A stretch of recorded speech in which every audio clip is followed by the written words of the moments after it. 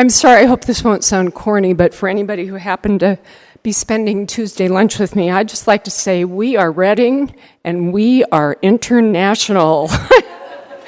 So I'm really sorry. Janessa very kindly gave me some things to say. I am so inept with this stuff that I can't even print it, so I've got to read it from my cell phone with my bifocal eyes here. So I said, at least I think I'm in a kind crowd. So welcome. This is a wonderful evening. We are so glad to have Zuhal here. I am Francie Sullivan. I'm the mayor of Reading, and I am more pleased than I can say to welcome you all to this event, to hear the story of hope from a part of the world that, frankly, we only hear stories of despair. We are honored tonight to have the founder of the National Youth Orchestra of Iraq, Zuhal Sultan. Am I even saying that right? I've spent 2 evenings with you, I'm sorry. Speak to us this evening about how she is able to unite the youth of her country through music. The orchestra is made up of over 50 members from different sects and religions and ethnic groups during a time of war and conflict among these groups. She started this orchestra when she was just 17 years old, as a young pianist and a young girl in a country where women's prospects are limited. The orchestra has performed to sold-out audiences in Iraq and the most prestigious halls of Europe. And they tried to come here. They'll tell you about that. She shows us all the difference one person can make and gives us reason to believe progress is possible in Iraq and the region. We welcome you, Zuhal, to our community, which I understand is the very last stop of an over 2-week tour across the country, sponsored by the Euphrates Institute, which has included the United Nations, Washington, D.C., and Reading. Thank you for being with us here. Natural progression.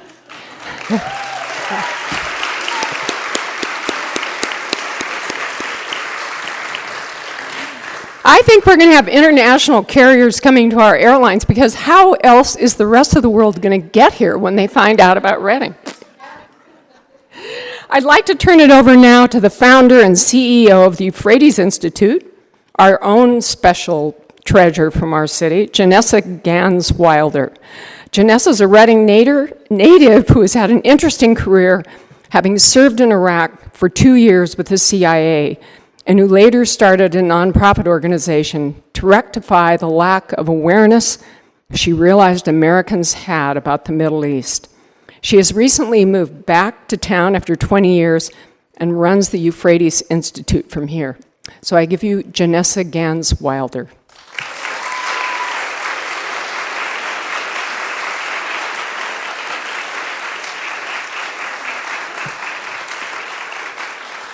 Hello, everyone. Can you hear me okay? Hi, thank you so much, Francie, for being here and for supporting this event. And thank you, Reading community, for showing up and being with us here this evening. This is sort of the last concert of a big band tour. And the team's a bit bedraggled, but we're so enthusiastic about being here and welcoming Zuhal Sultan to our community. And truly, this has just been a phenomenal tour. They've been on the road for over 2 weeks. They started in upstate New York at the University of Rochester. 2 performances there, two talks, one being at the Eastman School of Music, which I know you music fans will love hearing. And then at the United Nations, she spoke to a huge crowd on the International Day of Peace. She moderated a youth forum of youth from all over the world, which the International Day of Peace is a UN-sanctioned day of nonviolence. So to be there was just an incredible honor. She was sitting next to Yo-Yo Ma and mixing it up with Michael Douglas, who's a messenger of peace, and just wonderful to have our own Zuhal there on the stage.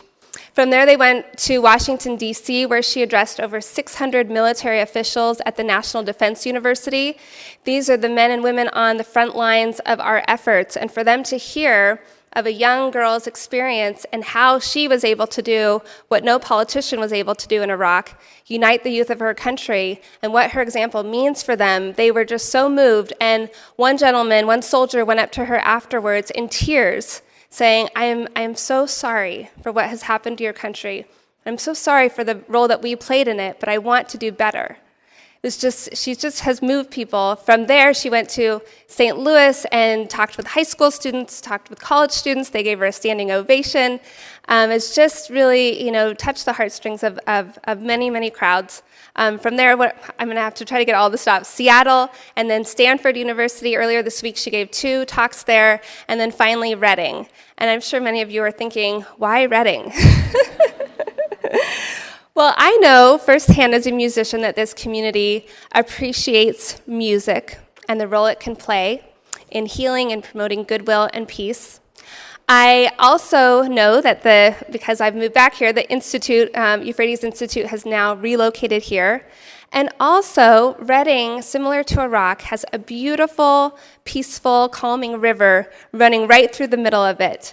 And that river here is our own Sacramento. And in Iraq, that river is the Euphrates River.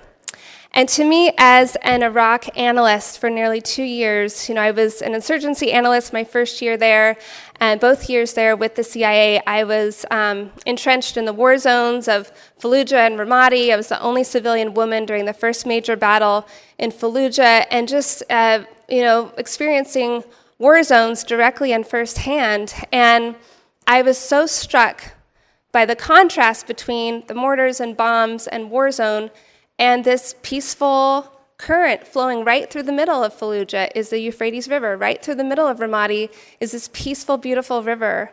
And to me, it really symbolized that there is always peace in the midst of war zones, that there is always hope, even in the darkest places. There's always light. We just have to open our eyes and see it. And I was really struck sitting on the banks one day right after the conflict in Fallujah, and I opened my eyes to see that. And it has been an incredibly powerful force since then, and it's why I named the Euphrates Institute after the Euphrates River.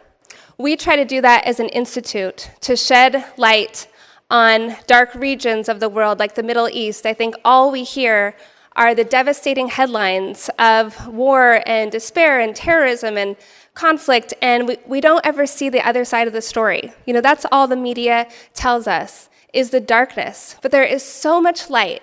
For over a decade, I've been involved in the Middle East, and there is so much light coming from that part of the world that we never see. And I want to shed light on that because we need hope, where everything that happens in that region directly impacts us, whether it's the security situation, whether it's the gas we put in our cars, our source of oil and energy, whether it's the birthplace of our religion, the 3 monotheistic faiths. All is that is, sort of combined in this region that, frankly, we don't know that much about, and then when we do know about it, we kind of want to turn it off. Who wants despairing headlines day after day? But there is another side of the story, and it's one that deserves to be told. So this is why we sort of forced Zuhal onto this cross-the-country tour, because I believe it's a message that more people need to hear and need to be exposed to. And as an organization, we try to do that as much as possible. We also lead trips to the region so I can take you firsthand to meet these groups in their element, and you experience it on the ground. We bring speakers through conferences and summits here to the U.S. We have media outlets. You can see our PSA right now running on CBS. What else do we have? Chapters all across the country and in Europe. We even have a local chapter here in Reading. And I would love to have the chapter members stand up and be acknowledged. They're probably all in the back trying to sell t-shirts. Here are some of them. Oh, good. Thank you so much for all that you've been doing. Yay. Okay. Anyone is free to join this. These are local groups who are trying to become more informed in the Middle East, more engaged in the other side of the story, and trying to make a difference on the issues that need tackling in our own community. What needs peace building in Reading, for example? How can we be more informed about our community and bring that, build peace right here at home? And then also, how do we be more informed and engaged in a positive way, not just through fear abroad and in the Middle East? So those, we also have our chapter's program manager, who I want to acknowledge, who is here, just flew in yesterday from St. Louis, who runs all of our chapters nationwide and in Europe. Sally, are you here? No, I can't see you. Stand up, Sally, so we can thank you for all your hard work.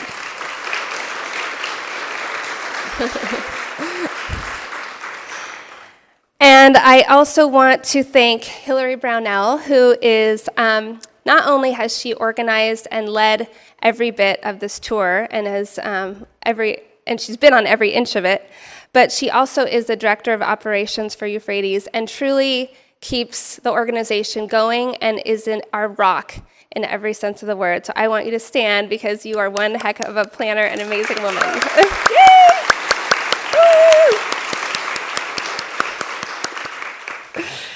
And then finally, I'd like to thank the McConnell Foundation for hosting us in their incredible accommodations and making us feel very welcome. So let's move now to why we're all here, which is a program that we have at Euphrates called the Visionary of the Year. And every year we acknowledge someone from the Middle East who is truly extraordinary. In fact, the motto of this award is someone who makes the impossible possible and the idealistic realistic. So it's quite something to live up to. This is actually the first woman visionary that we have celebrated and honored. And this year, our award is going to Zuhal Sultan, who founded the National Youth Orchestra of Iraq. And I know you've heard a little bit about her from Francie, but I just want to share my own personal awe and inspiration for this young woman. As a musician, I first heard the story and was just struck by forming a national youth orchestra to begin with, but then having experienced Iraq firsthand, forming a national youth orchestra in the middle of war. And not only that, not just getting any youth together, but bringing together youth from every ethnicity, every religion that are now in the midst of a civil war, fighting each other. She thinks, I'm 17 years old, I'm going to bring them all together and unite them and have them play beautiful music together. It is truly an impossible feat, and she made it possible. And it's just extraordinary, who at that age, it just shows me that we really don't have any excuses. Anyone who has a vision and a dream can overcome the most incredible obstacles to do it if we put our mind to it. And she has done that. She is just an incredibly inspiring, humble, inspirational person that I am honored to have with us here tonight, and I am honored to give this award to. I tried to get my tears out last night when I was telling her, so I'm going to hold it together. But I honor you, I celebrate you, and I'm thrilled that you're here with us in my hometown tonight, and to be able, I saved the best for last. I saved you guys so that I could give you the award here. So I'd like to welcome you to this stage, and you can all applaud now if you want to.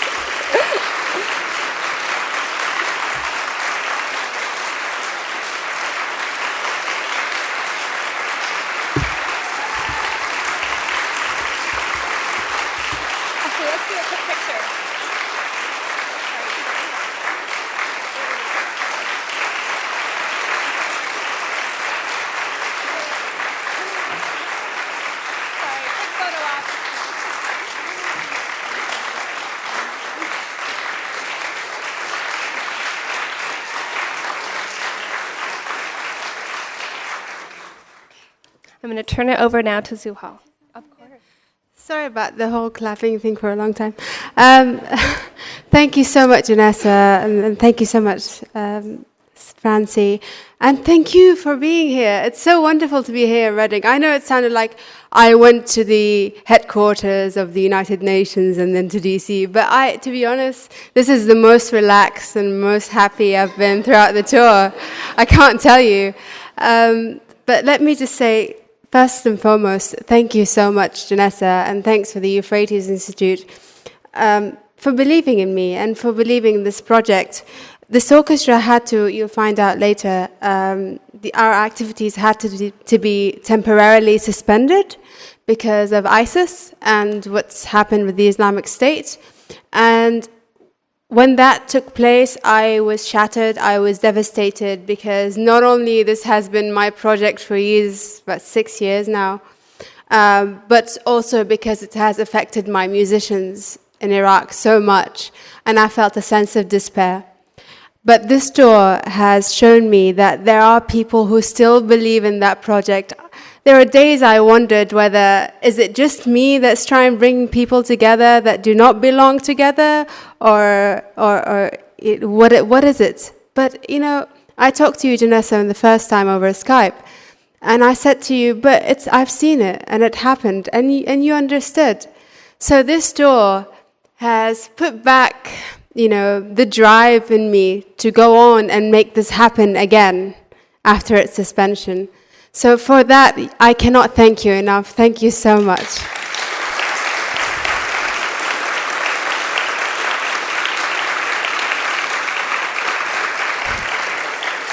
I'd also like to thank Hilary Brownell, for being amazing and organized like you wouldn't believe. And because this tour has been so hectic and full of unexpected events, but we sailed through it, and it's because of Hilary. And thanks for dealing with me, but also thanks for my significant other, who is sitting right here.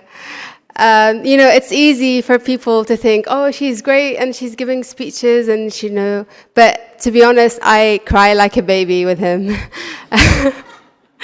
And he's been such a supporting force, and he's been there for me. I've lost my family, I've lost my parents when I was a teenager, but to be honest, I've never felt so much love from anyone in my life as much as I felt from Robin. So thank you so much for pulling through this with me. Thank you.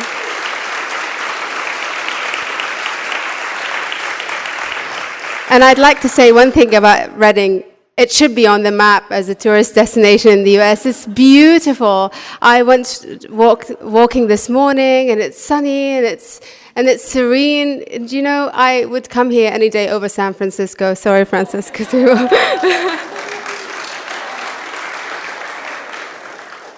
I'd like to right now head to telling you a bit more about the orchestra and why this award is so important, and perhaps get your opinion on that as well. So I'd like to head directly towards the presentation.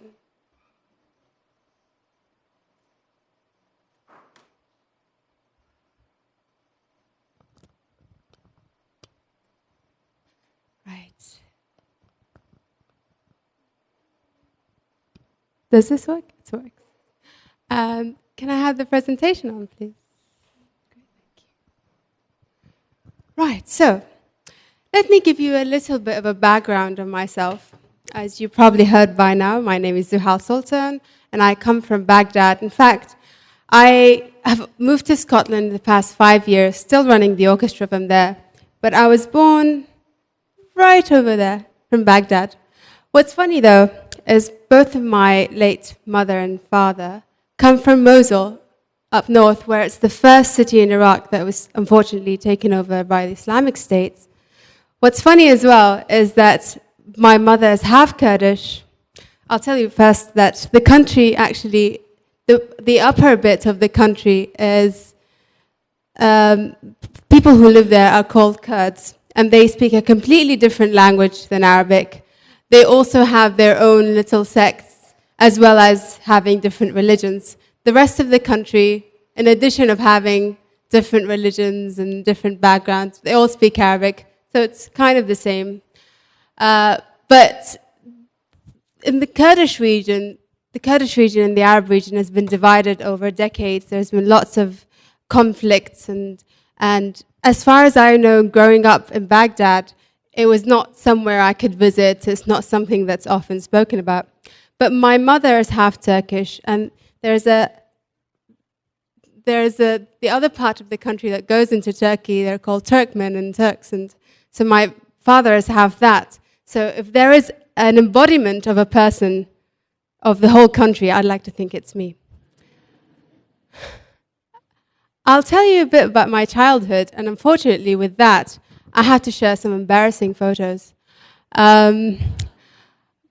Both of my parents had nothing to do with music. In fact, my mother was exceptionally tone deaf. You really don't want to be in the kitchen with her when she sings. They were both academics. They're very science orientated, and I'm the youngest. One day, when I was left alone to roam at home, I found a toy piano. And I asked my mother if that can work. And she made it work. And I started playing music I heard on TV. And it sounded almost the same. And my mother was really happy, enthusiastic. Yes, someone is talented in this family of music.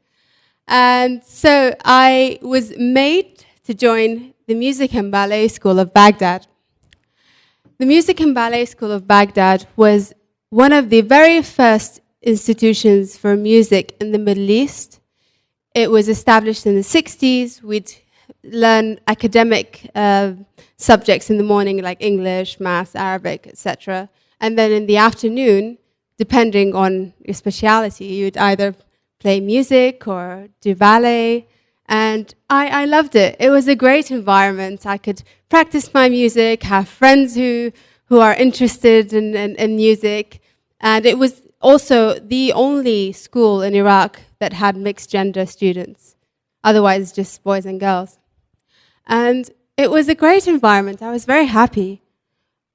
These are photos of my school running normally, and this is a photo of my school just a couple of months, or perhaps 1 month, after the war started in 2003. Not only the majority of the instruments there were destroyed and the music sheets were burnt, but also the tutors there that taught at the school felt that they were in danger, felt that they could no longer pursue music and teach. So, for those who are able to flee, they have fled, and for those who don't, they just took on other jobs or perhaps stopped playing music, at least not in public. At that time, I was 11 or 12. There were students who were younger than me and perhaps a lot less, in terms of music playing, they were a lot less than I was. So it was for me and for the rest of the musicians at my school to go after finishing the maths and the English, to sit in class, and instead of us getting a lesson, we'd teach those who are younger than us. And that continued on for perhaps a couple of years.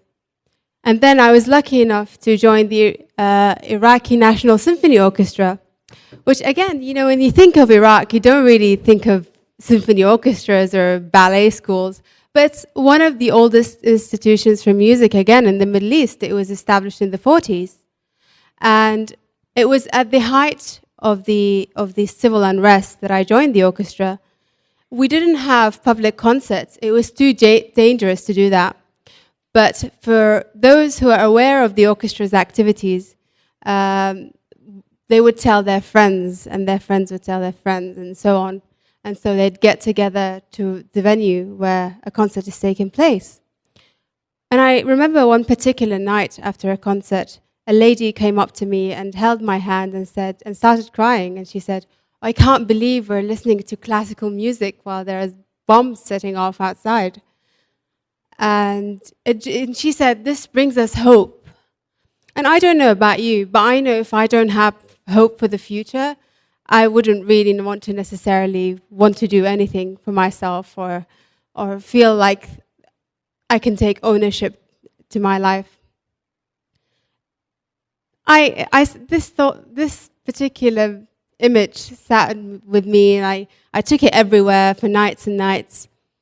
And I sat in my room one day. In Baghdad, it's very rare that you get power all the time. It's once or twice a day for an hour or two, so we'd have no power at home. Also, the summers, you know, I know Reading is hot, but you've not been in Baghdad. It's extremely hot in the summer. And my iPod ran out of charge, and so my brain started working. My brain. And that very moment, this idea came up to my head. Of course, a national youth orchestra. What else? Why not? Instead of having, you know, older men sitting together playing private concerts, get young people from all over the country, and get them together in one stage and say, "Hey, we're playing music. We're from different backgrounds. We're from different religions." And that's the reality of the country. I was like, yeah, great. I went up and I bumped into a table and hurt my knee and didn't see anything, didn't know what to do. But then I stopped myself and I said, I am 17. I'm studying for my high school finals. I'm a girl, and I have no money, and I don't think anyone's going to be interested in this. So I sat down and I said, well, how do I get this started? How do you get this started? I looked at my computer and I saw the internet connection. I was like, well, I'll start from there. I have a very, very bad internet connection. I can start from there. So I posted something on the internet saying I wanted to start the country's first national youth orchestra.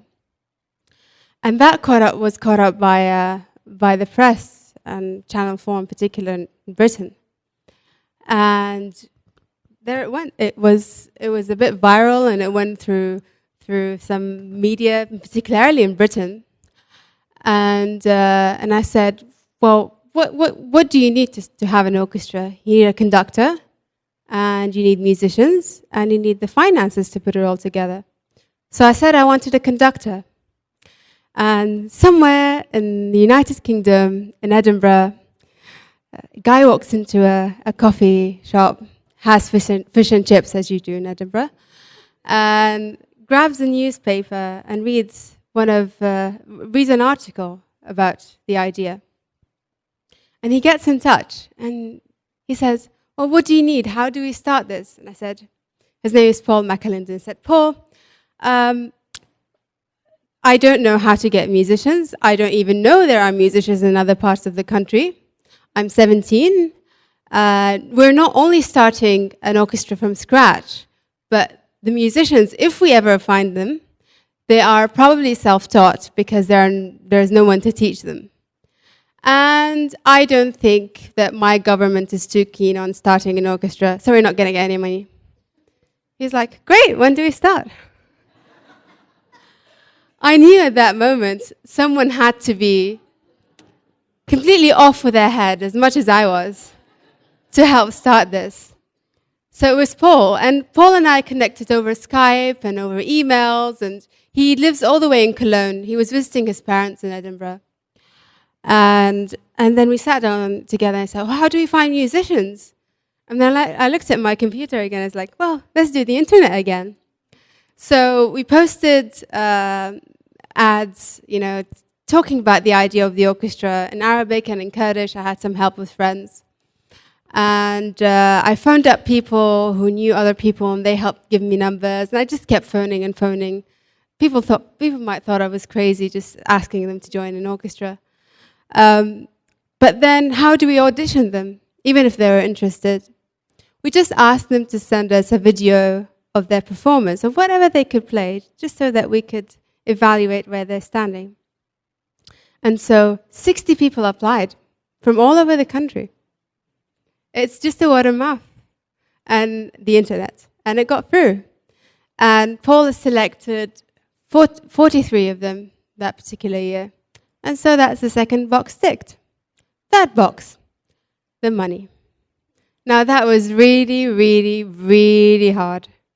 I sat down nights after nights after night after night, emailing random people and random companies, asking them, it sounded something like you can get in your junk box over email, just someone asking for money to start up something strange. And someone believed me, like British Council really helped, and the word got out. But 60 days before the orchestra was meant to start, I was short on finances, and I had $50,000 to try and get it through. And I remember Paul saying, that's not going to happen, forget about it. But I didn't. I kept emailing and looking up for people, trying to see anyone can help. And I went on Twitter one evening, and I found out that the Deputy Prime Minister of the country has a Twitter account. Let me tell you this, I have no faith in my government whatsoever, zero. So actually to find someone who can use the internet and has a Twitter account was really surprising. And so I said that to him. I said, well done on having a Twitter account. I tweeted him that. And then I sent him a link, and I just thought about it, and I said, well, here goes nothing. I sent him a link to one of the articles about my idea in the Times. And I said, what do you think of this? I forgot about sending him that tweet. I didn't even check my Twitter, didn't care. 2 days later, I happened to be on my Twitter and I see a mention, and it was him. He got back to me. And he said, well done, Zuhal, get in touch. And so I got in touch. And 2 days later, what do you know? I'm at his home, I met his wife, and he's donated $50,000 from his personal account for the orchestra.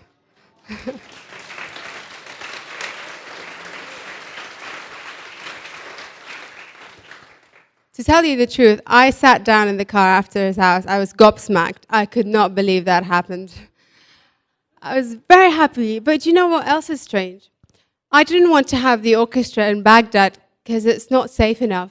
But Kurdistan, it's a devolved government. It's a partially devolved government, so it's a bit safe. It's a lot safer, actually, than Baghdad. And it also meant that we could fly in tutors from the States, from Europe, from the UK, to come and teach our musicians before they go out and play in a concert, and you'll know why later.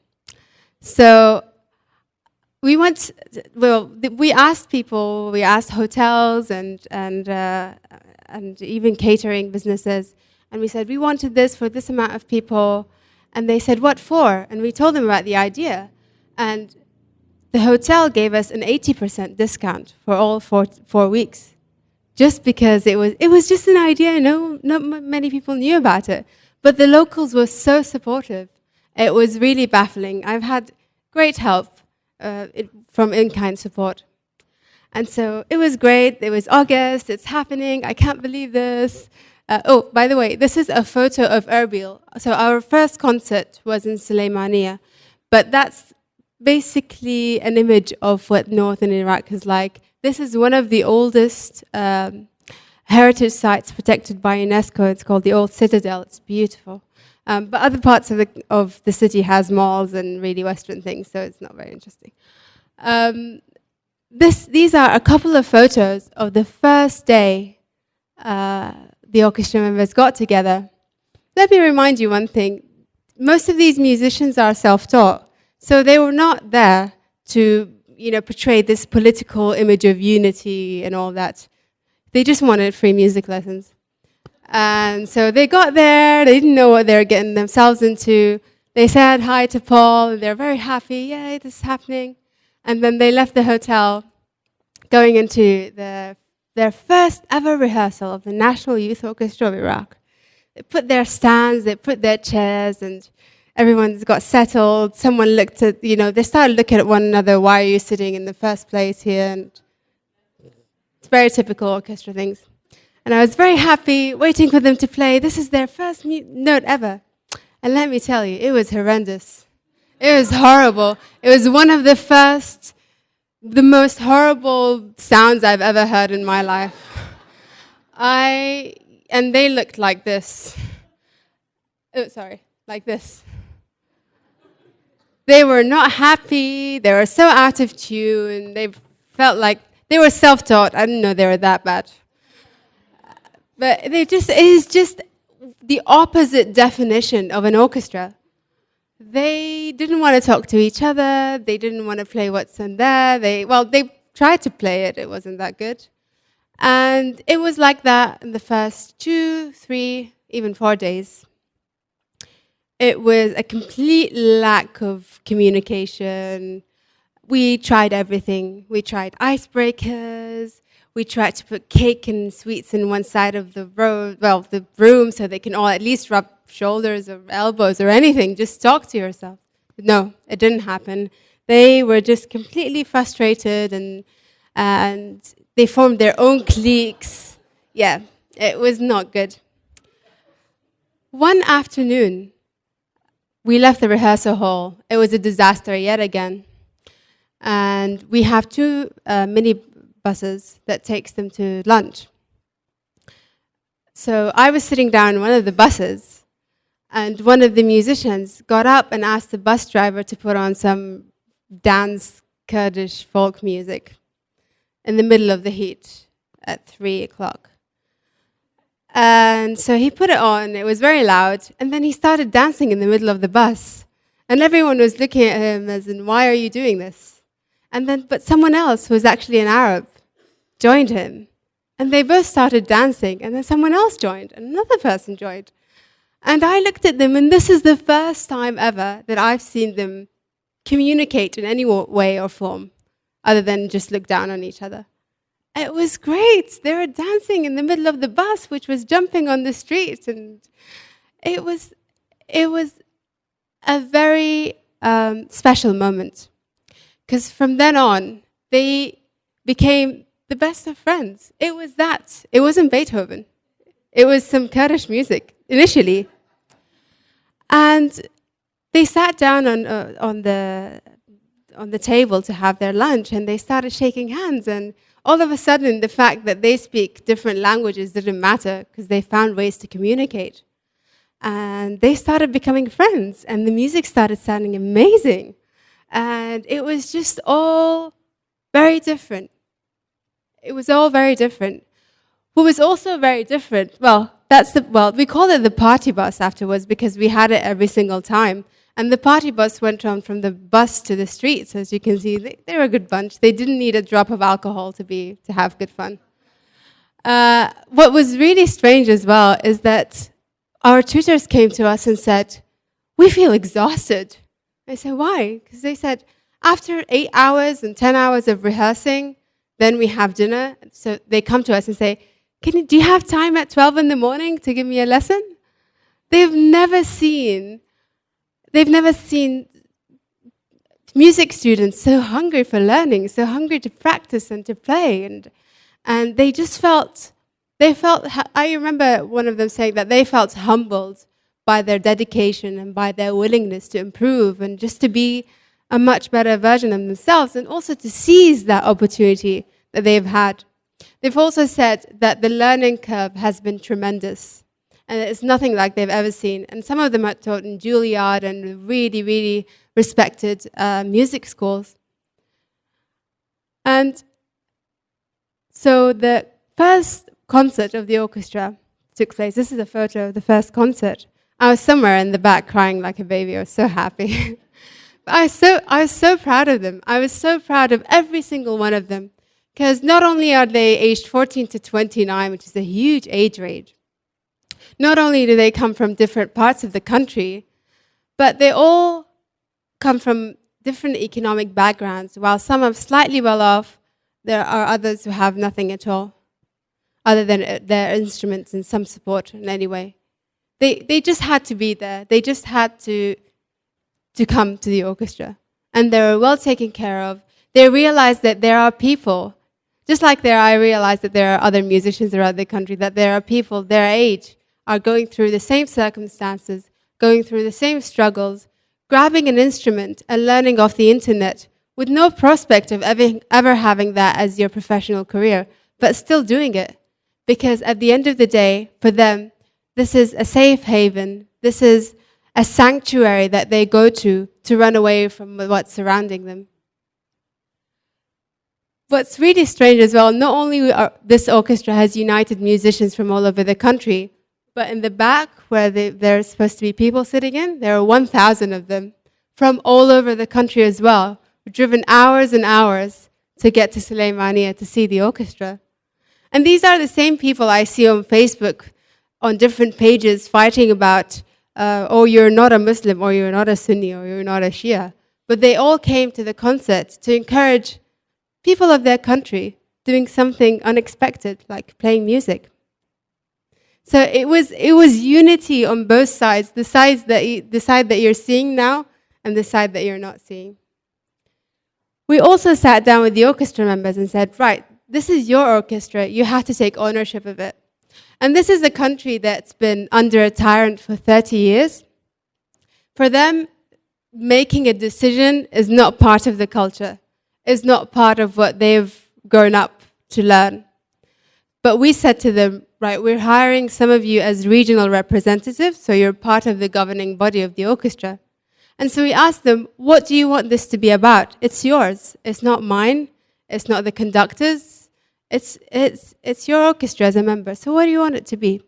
And they said, well, we want to share the culture of Iraq with the world and the Iraqis. And I said, what does that mean? And they said, we want to play Iraqi music. And I said, I don't know if we can do that because we need to find composers. So every single year, we've managed to commission an Arab and a Kurd composer to write pieces for the orchestra, especially for the orchestra, that reflect the background of the orchestra, that reflect the music of the country, and perhaps what they're feeling. We also asked them, what else do you want to do? And they said, let's recruit more musicians. Let's get more musicians on board. So every single year, we've had a children's concert where you get primary school children from different cities, different villages, also children from orphanages, to come and see someone from their own hometown grabbing an instrument and playing so well. And, showing them that there is a world out there. It's so easy to feel immersed in the violence and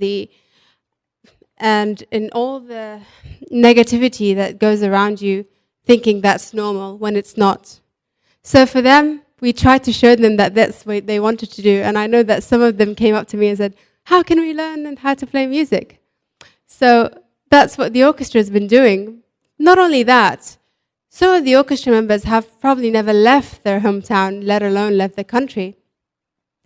But the orchestra has now traveled to Germany to play at the Beethoven Fest in Bonn, played at the Edinburgh Festival Fringe, London, also Aix-en-Provence in France. Not only that, the musicians have been able to collaborate with local youth orchestras. Like when we went to France, we've collaborated with the National Youth Orchestra of France and played on the same stage to enhance their cultural experience and also just to find out what it's like to be a normal teenager in a normal country doing normal things. It's really easy to underestimate, but these musicians have had trouble, having any other activity than going to school if they're lucky. Not only that, these orchestra members have had trouble carrying their instrument on the street in case of being mistaken as a weapon or even being identified as a musician. Most of them carry their instruments in their shopping bags or hide them in the boot of their cars. So to be sitting in Aix-en-Provence on the street, playing a concert for everyone else to listen to and to encourage them is something unheard of. To them, it has been life-changing. I often call the orchestra members, I say they're my babies, even though a lot of them probably older than I am. But I don't say that in a demeaning manner. I say that because I've watched them grow. Paul and I have seen them grow from divided individuals who think that they have years of war and conflict and hatred to deal with, into a unit that I cannot say that there is absolutely no conflict, but the conflict is not religious or ethnic related. It's just teenagers getting into trouble, which is very normal. I'm happy to have that. But they've grown into a unit. And I remember once when we were fundraising to come to the States, which unfortunately didn't take place. And I asked them all to go and ask their local governor for help, for financial help. And one of the musicians in my orchestra said, I went to my local governor and I told him all about the orchestra, and he said, great, I'll give you money, but I'll only give you money to cover the Kurds. I won't give you money to cover the Arabs. And I looked at him and I did not know whether he'd said yes or no, or that yes, ask the Arabs to fundraise themselves. But he actually said, I said to him, no, if you give money to me, you give money to my brother. And he pointed to one of the Arab musicians next to him. I didn't ask the orchestra members to do that. I just put them on one stage and said, play. But in finding something that united them, they've overcame all prejudices and all that's been divisive to them. it's just something that has grown organically. One other story is that this lady has never spoken a word of Kurdish all of her life. But in our latest summer course in 2013, she was sitting next to a Kurdish cellist, and she was talking to her in very fluent Kurdish. And she's from Baghdad. And I said to her, I didn't know you speak Kurdish. And I said, no, I don't. I've learnt it because I had to spend 4 weeks every year with the Kurdish students. And I learnt on enhancing my Kurdish because I want to understand them. Again, we have trilingual translators. She doesn't need to do that. She just needs to sit down and read her music and leave. But all of them have formed bonds and relationships with each other. And I can tell you very confidently that this orchestra has achieved what no politician in my country could have achieved. And remember the first picture when they were sat together, hating each other? This is a picture from our most recent course. And again, that's not a requirement of being in the orchestra to pose hugging each other. That's organic. That's part of who they are right now as a unit. I'm going to leave you with a video that perhaps explains things far more colorfully than I have.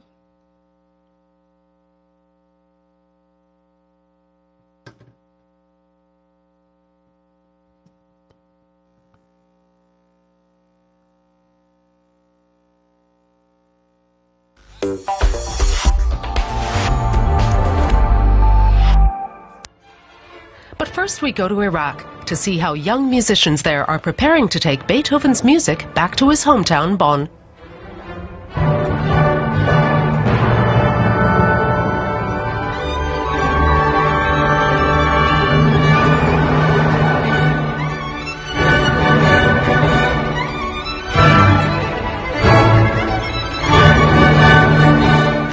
That's how Beethoven sounds in the Kurdish capital Erbil.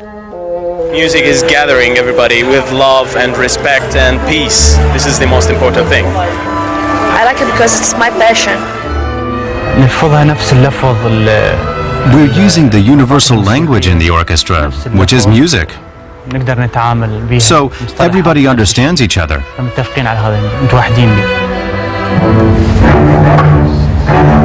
The conference room in a hotel in Erbil.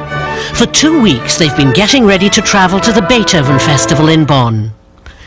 The National Youth Orchestra of Iraq was founded 3 years ago by young Iraqi pianist Zuhal Sultan and British conductor Paul McAlinden.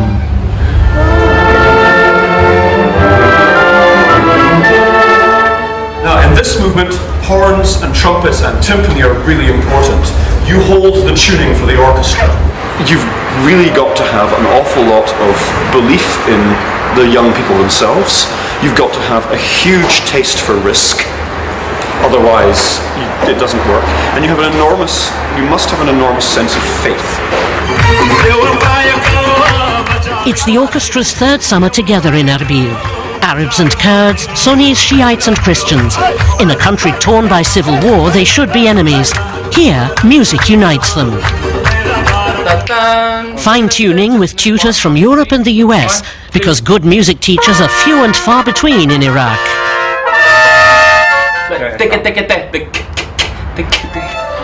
Most left the country because of the unrest. Many of the young musicians here are self-taught.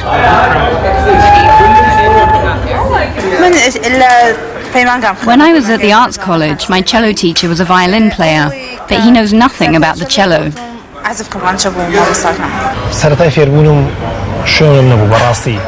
start with, I practiced at home. But it's a very small house, just 2 rooms. So then I went to play with friends. The place had no doors, no windows, no electricity, nothing. Sometimes I stayed late and slept there. Good instruments are also hard to come by in Iraq. There are cheap ones from China, but that's how they sound. The orchestra is not just to teach us to play. Even more important is that they bring all these different people from different cities and religions of Iraq here to mix together and play some of the most famous music in the world. And this brings us closer to each other, not only on stage. Erbil is an ideal place for the musicians to rehearse. Baghdad is still riddled with attacks and religious fundamentalists who reject Western music and would even fight it with violence. Back home in Baghdad, French horn player Ali has to be careful because he has very conservative neighbors. When he practices, he sticks a towel in his horn as a mute. Out on the street, he hides his instrument. But he prefers not to talk about it on camera.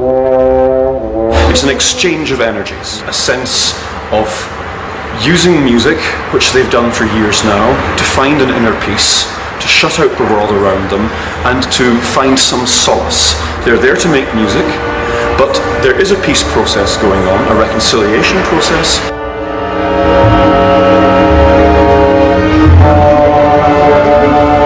The next rehearsal, new music from Iraq, commissioned by Deutsche Welle.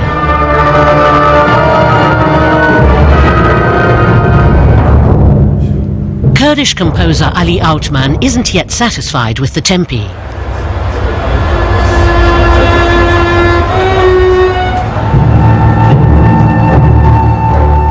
My piece called Invocation.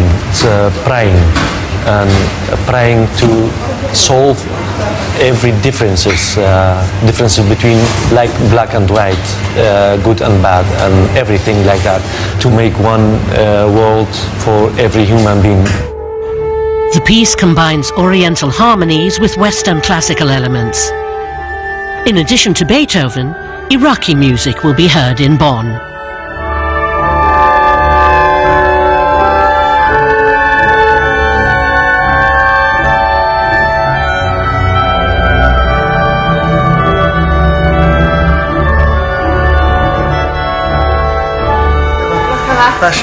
In the evening, viola player Darun from Erbil is with his brother Alan, a violinist. The two are the only ones in their family who play an instrument. Their late father, a painter, encouraged them to make music. Every time I play music, everybody in the house gets tired. But what can I do? It's what I want. I have to practice hard to be accepted at the youth orchestra.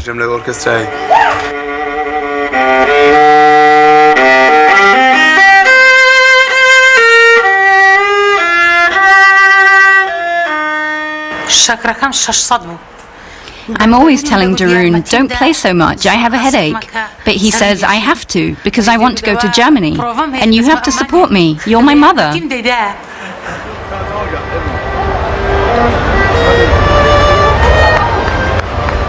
The dress rehearsal for Bonn, a public concert in Erbil. Security is tight in front of Saad Palace.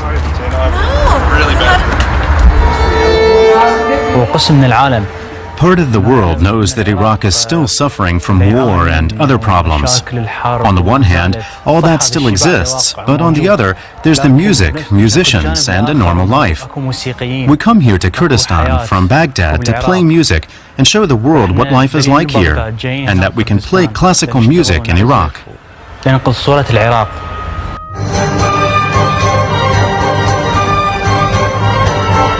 Another piece in their repertoire, Desert Camel, a work by Baghdad-based composer Mohammed Izzat.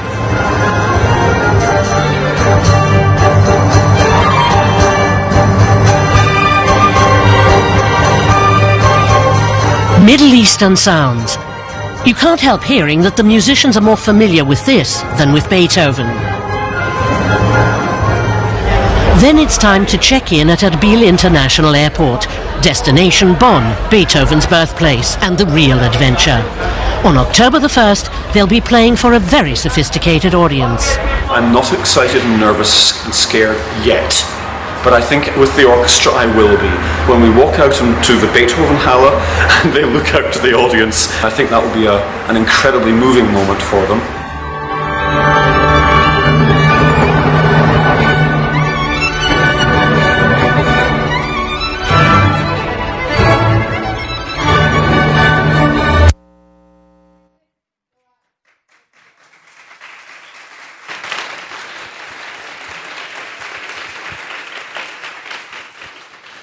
And they did go out and play at the Beethoven Halle, and it was very moving, and it was attended by the German president. It was fantastic. But then again, before perhaps watching this presentation and watching the video, did you actually expect something like that would happen in Iraq or the Middle East at all? Someone getting a headache from their son playing the violin, or teenagers taking selfies? No, but that's the reality. This isn't an ideal picture of what the country should be like or could be like. This is the country. That's the side of Iraq. It's not just a positive side. It's there. Because the country has always been diverse. People have always been, for a very long time, they had interest in music. And it's just showing them that it's not just what you see in the media. Because the media that you get is also the media that Iraqis get in their home. So people feel the divide and feel as scared, as unsure as perhaps many others around the world. So I remember Janessa saying this when our first Skype, when I found out that I was a visionary for the Euphrates Institute. She said, what the orchestra is doing is recruiting musicians through social media to make music in peace. And what ISIS is doing is recruiting young people for violence and for hatred. But that's the tools that both institutions are using. But one is going for a greater good, and one is going for the opposite direction. And it shouldn't be. We should all strive for peace, and we can all use whatever we have, whether it's a weak internet connection or just a silly idea, at least at the time I thought it was, to make change.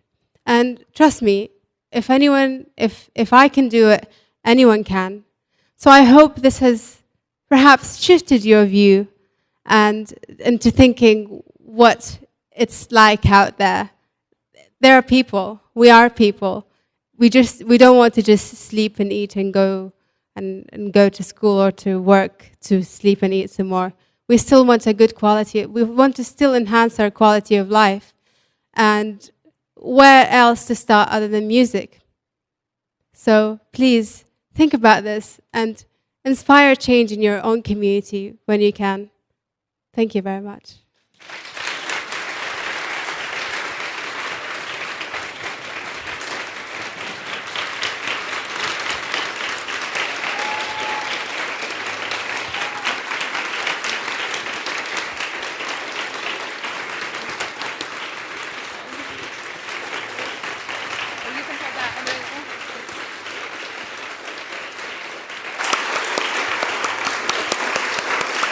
Thank you. Isn't she amazing? Amazing, amazing, amazing. I don't know if this is still on, but I was struck, and she mentioned it, but here ISIS is, it's a group of young men recruiting people from all over the country to divide and terrorize and to tear down. And here's this young woman recruiting young people from all over the country to come together and unite and to promote peace and harmony. She is the antithesis to ISIS, and I'm so grateful that you're here and doing what you're doing and that you're going to be continuing with the orchestra. But anyway, I would just love to open up for questions. We have some time. Anything that comes to your mind, anything you'd like to ask her, and we have an usher who will bring a microphone, and would love to hear from you all. Here's one right here.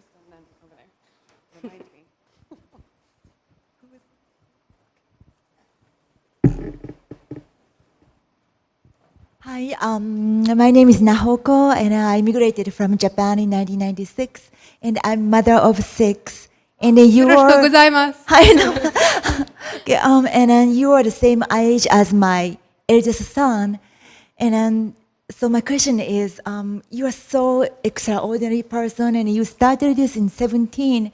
When I was 17, I only thought about my boyfriend and dating and getting married and have babies. That's all what I was thinking, and my youngest daughter is 18, and she's thinking the same thing too, just boyfriend and dating. And so what made you to be you as now, and then also at the 17, what made you, yes, the vision? I personally have gone through a lot of hardships. In addition to living in a war zone, I lost my parents really early in my teenage life, and they were big role models for me. And I've always been taught by my mother to want to change things, to see what I can do for other people and around me. So to be honest, when I started this project, it wasn't just for that. For me, it was something also to use to fulfill. Perhaps I wanted my parents to be proud of me. I wanted to make a change, and I was desperate to do something with myself. I felt like I had so much energy. I felt like there's so much potential out there for the world to be a better place, and I just wanted to take part in it. So maybe your daughter or your son, maybe they don't, perhaps they've had an easier life, but still, I think if you point them towards the world and what they need, and just make them see that everything they have in life and in their home and in their environment can be used as a tool for good, then maybe they'll be inspired. And point them to the orchestra, maybe it'll help inspire them as well. There's a question up here. Right there.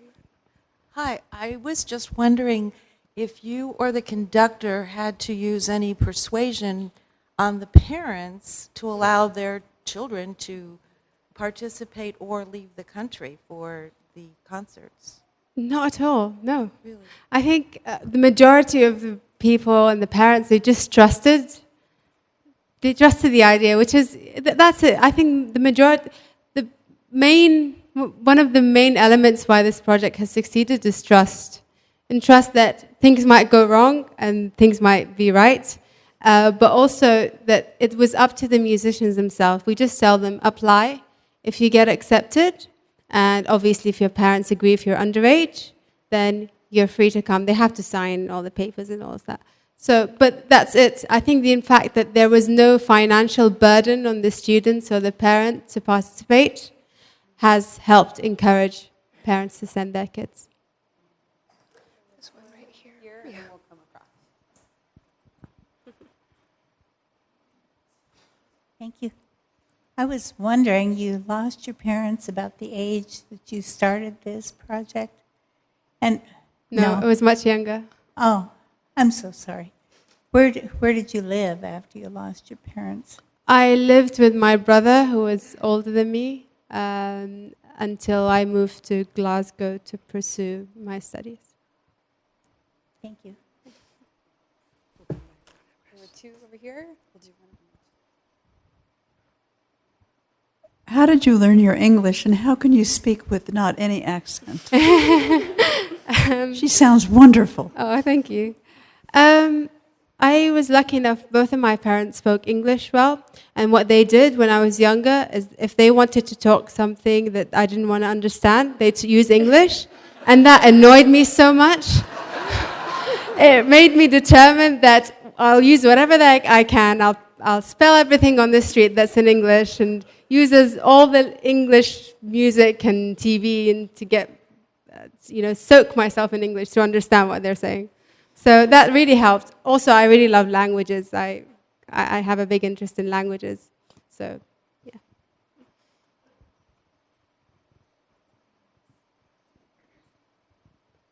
Hi. Hi. I'm a sophomore at Enterprise High School, and I play for the band, advanced band.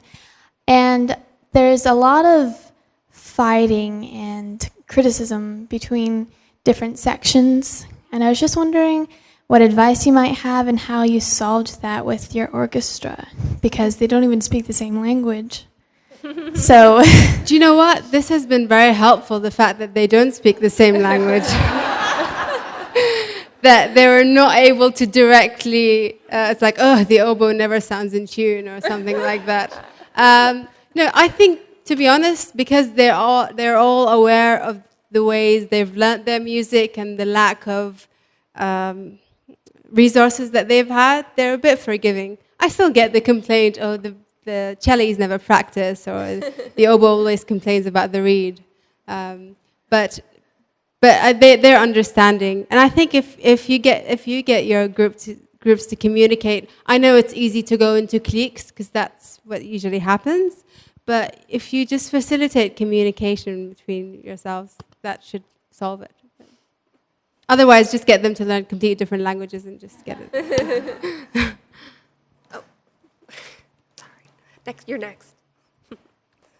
Hi, I'm wondering if you think the music is the magic here that made this happen, or if there are other types of activities that you can engage people in that might result in the same endpoint that could be more widely distributed, where you didn't have to have talent and instruments and all of the difficulty of getting an orchestra together is not small. So are there other kinds of things that might work, do you think?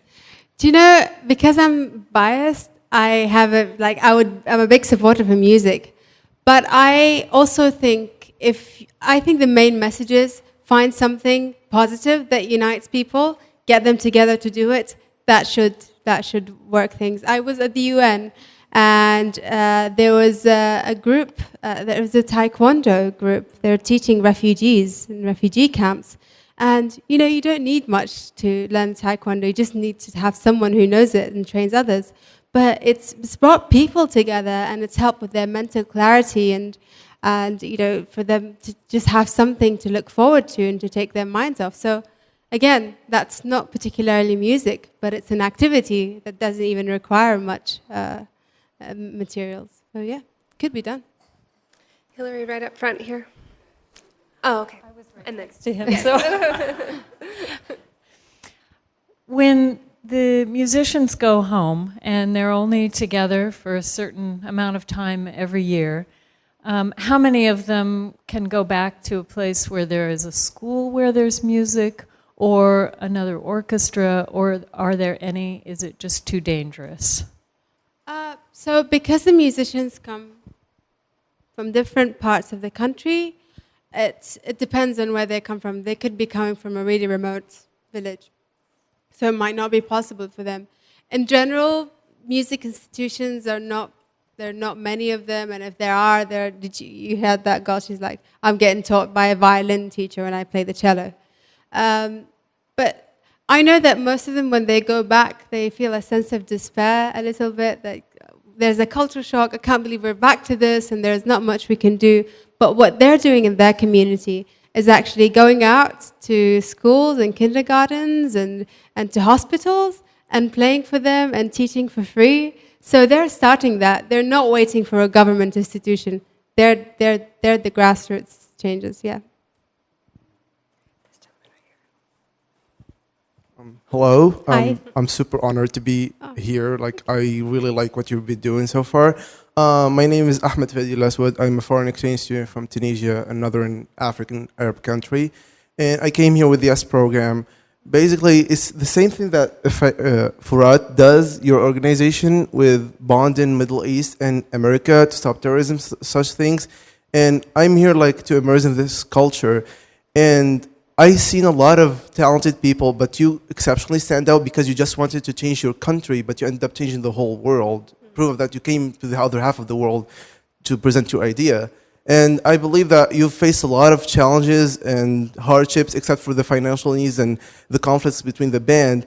My question is, how did you keep having that motivation to keep going on, to not give up, to keep believing in these people? Because I believe it was so hard at some points, because I've seen a lot of people who give up so quickly, and I want to know what's your secret. Thank you.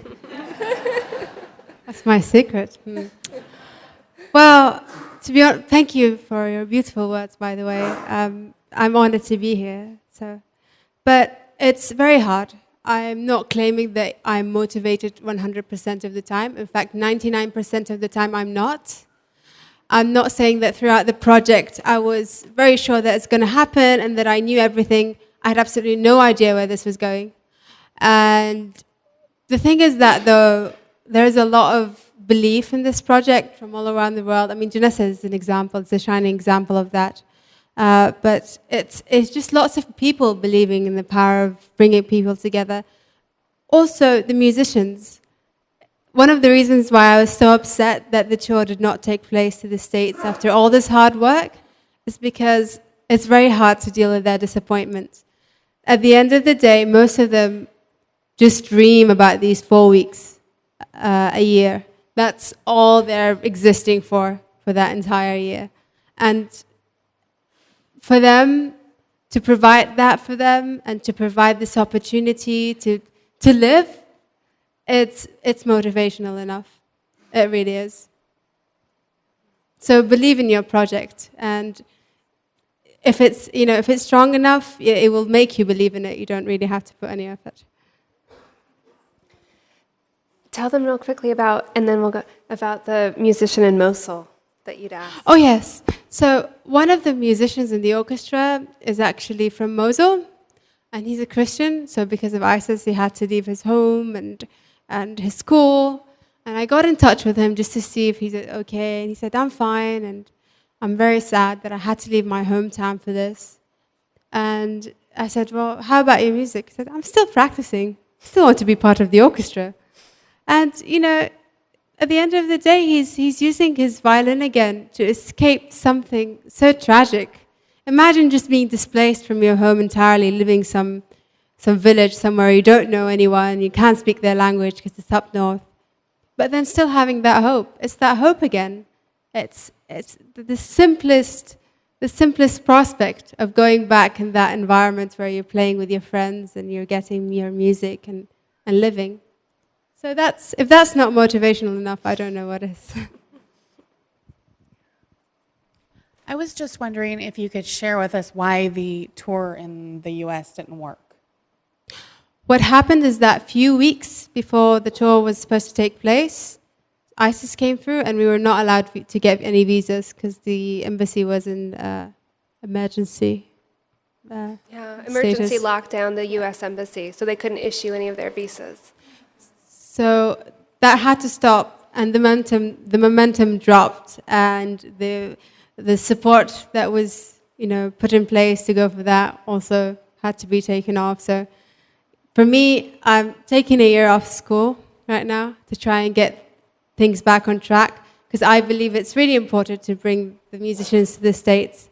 And so any support, even spreading the word, is going to be really detrimental and bringing livelihood back to my musicians. Let's bring them to Reading. Woo!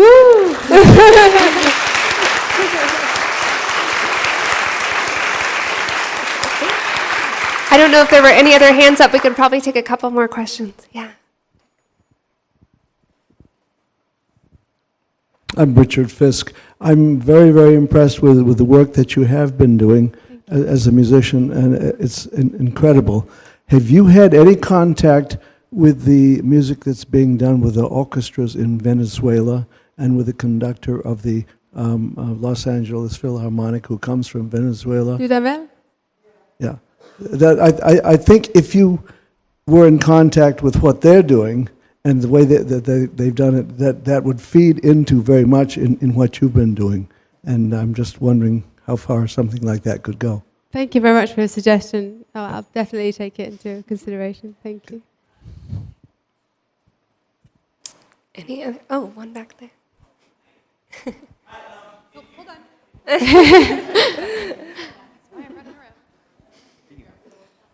Do you have your instrument by chance? Could you play anything for us today? Or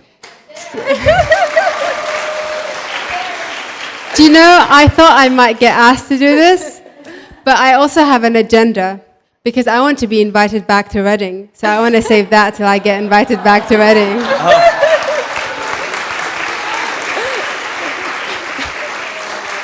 So if you'd kindly invite me back, I'll give you a full concert. All the trimmings. I got to play a duet with her a few days ago. Well, she's fabulous. Oh, thanks for that plug.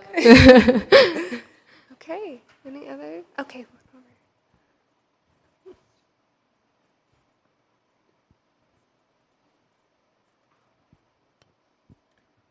So you mentioned one of the musicians that's helping to teach and go into hospitals.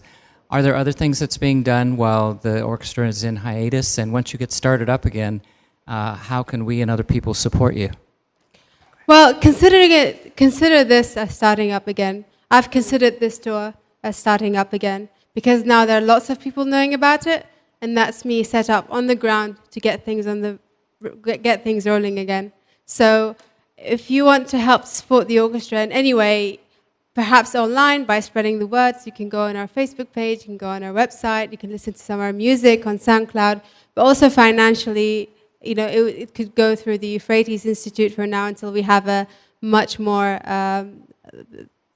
charity-based. Yeah, we're looking at how we can designate donations can go through Euphrates Institute because we're a 501c3 tax deductible, and have a special designation for the orchestra until they get their own nonprofit organization in the U.S. set up that people could donate to. Because it's incredibly expensive, as you can imagine, to put together this orchestra and pay for all of the expenses and everything. So that's definitely a way to support. Oh, sorry, 2 more. And I promise we'll stop after that. Okay, 1 here and then 1 in the back. Oh, 1 up here. Sorry. Oh, I think. Yeah, I'm sorry. Apologies. I just got back from overseas. I did a tour in Kuwait and Iraq. I've been in the Army National Guard for over 5 years. And I just want to say that I haven't seen nearly what you've seen as far as the war goes, and I haven't seen much of what really even our soldiers have seen, as it's calmed down quite a bit. But my time in Baghdad and my time in Taji and Arbil really showed me just how frightening it must have been, especially for all the people who live there. Seeing the war that's going on in Yemen right now and having friends in Yemen is kind of very similar. And I just want to say thank you, because all I've seen for the last year is just really terrible stuff. And it's nice to see that, the kids and the innocent people have something to hope for. Thank you. Thank you. Thank you.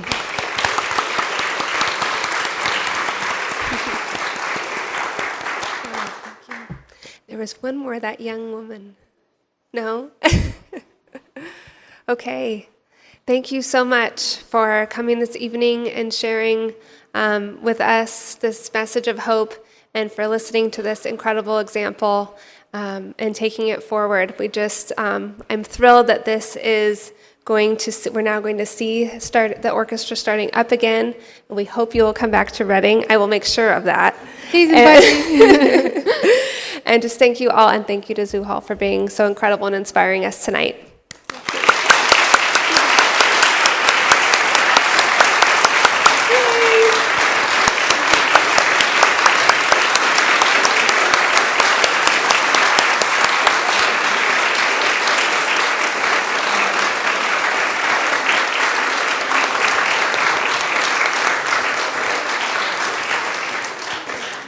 Just so you know, we have in the back registration if you'd like to receive any updates or emails from the Euphrates Institute. We have t-shirts for sale. We have brochures. Please stay in touch with us. We're local. We'd love to hear from you. We'd love to have your involvement and support. Thank you.